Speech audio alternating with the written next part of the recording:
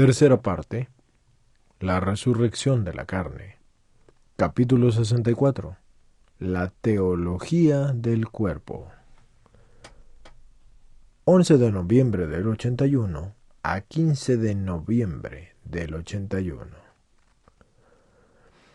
Reanudamos hoy las meditaciones que veníamos haciendo desde hace tiempo sobre la teología del cuerpo. Al continuar conviene ahora que volvamos de nuevo a las palabras del Evangelio en las que Cristo le hace referencia a la resurrección, palabras que tienen una importancia fundamental para entender el matrimonio en el sentido cristiano y también la renuncia a la vida conyugal por el reino de los cielos. La compleja casuística del Antiguo Testamento en el campo matrimonial no solo impulsó a los fariseos a ir a Cristo para plantearle el problema de la indisolubilidad del matrimonio, que está en Mateo 19 del 3 al 9 y en Marcos 10 del 2 al 12, sino que también a los saduceos en otra ocasión para también preguntarle por la ley del llamado levirato.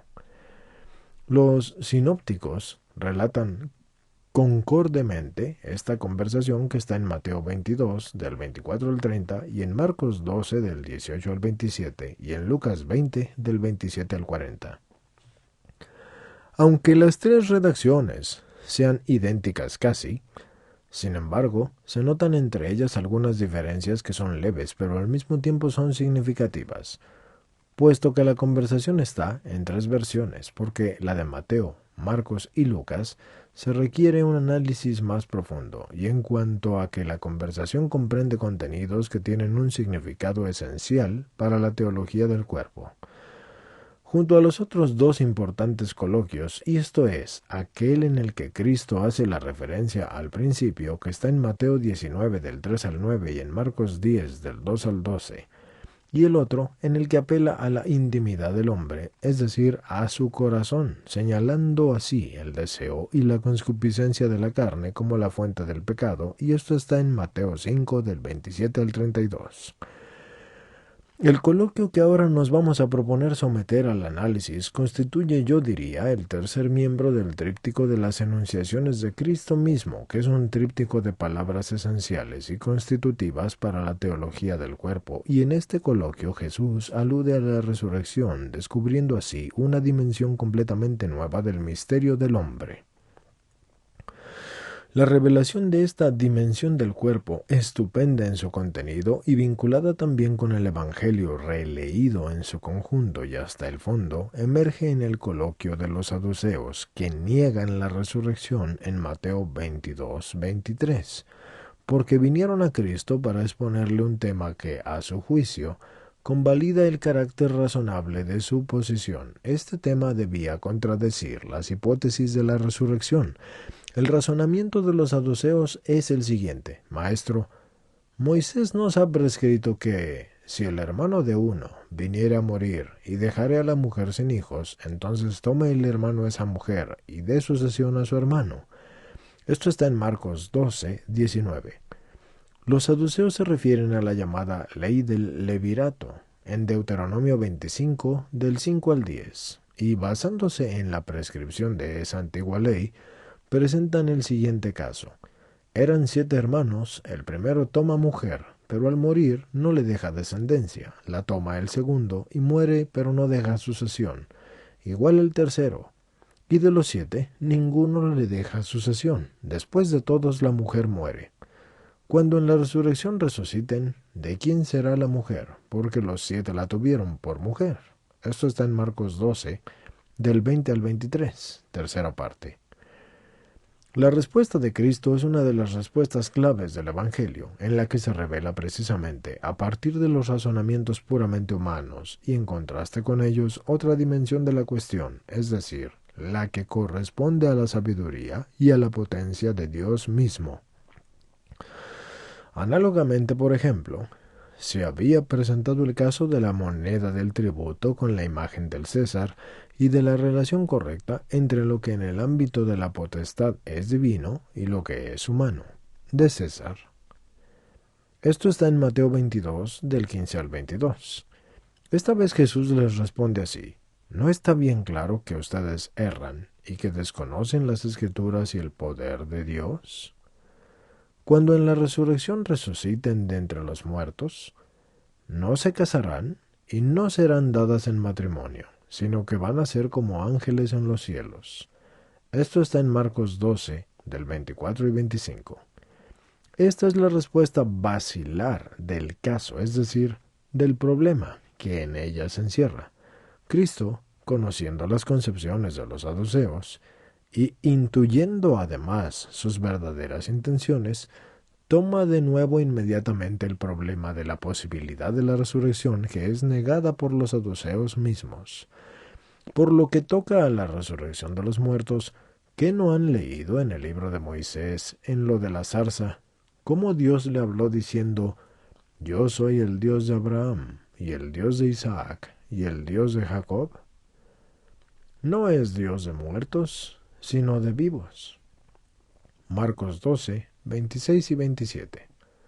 Como se ve, Cristo cita al mismo Moisés, al cual han hecho referencia los saduceos, y termina afirmando que andan muy errados. Marcos 12, 27.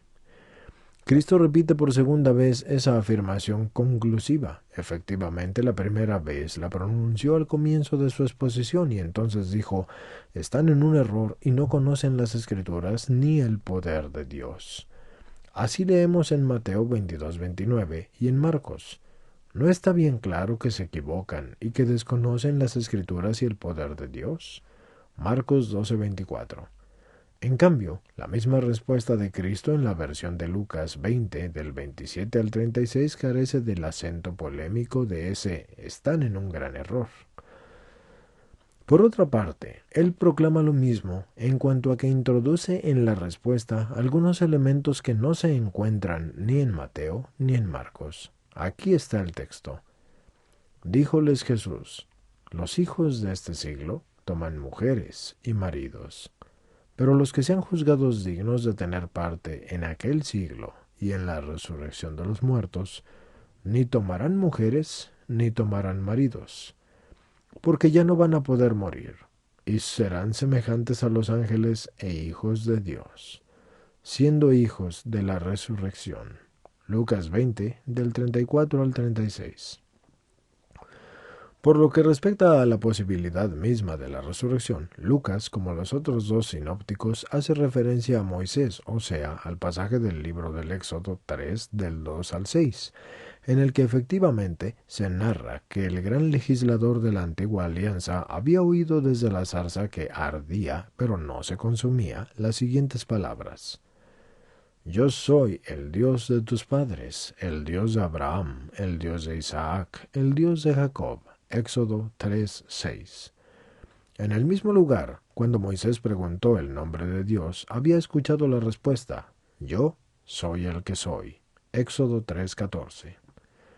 Así pues, al hablar de la futura resurrección de los cuerpos, Cristo hace referencia al mismísimo poder de Dios viviente. Consideraremos, pues, de modo más detallado este tema. Esta ley contenida en el Deuteronomio 25 del 7 al 10 se refiere a los hermanos que habitan bajo el mismo techo, porque si uno de ellos moría y no dejaba hijos, el hermano del difunto tenía que tomar por mujer a la viuda del hermano que había muerto. El niño nacido de ese matrimonio debía ser reconocido como hijo del difunto a fin de que no se extinguiera su estirpe y se conservara en la familia la heredad. Y en el tiempo de Cristo, los saduceos formaban en el ámbito del judaísmo una secta que estaba ligada al círculo de la aristocracia sacerdotal y contraponían a la tradición oral y a la teología elaboradas por los fariseos la interpretación literal del Pentateuco, al que ellos consideraban una fuente principal de la religión yahvista, dado que en los libros bíblicos más antiguos no se hacía mención de la vida de ultratumba. Los saduceos rechazaban la escatología proclamada por los fariseos, afirmando que las almas morían juntamente con el cuerpo. Joseph Antiquities, Judicae, 17, 14 y 16. Sin embargo, no conocemos directamente las concepciones de los saduceos, ya que todos los escritos se perdieron después de la destrucción de Jerusalén en el año 70, cuando desapareció la misma secta. Son escasas las informaciones referentes a los saduceos, y las tomamos de los escritos de sus adversarios ideológicos. Los saduceos, al dirigirse a Jesús para un caso puramente teórico, atacan el mismísimo tiempo y la primitiva concepción de los fariseos sobre la vida después de la resurrección de los cuerpos. Efectivamente insinúan que la fe en la resurrección de los cuerpos lleva a admitir la poliandria, que es en contraste con la ley de Dios.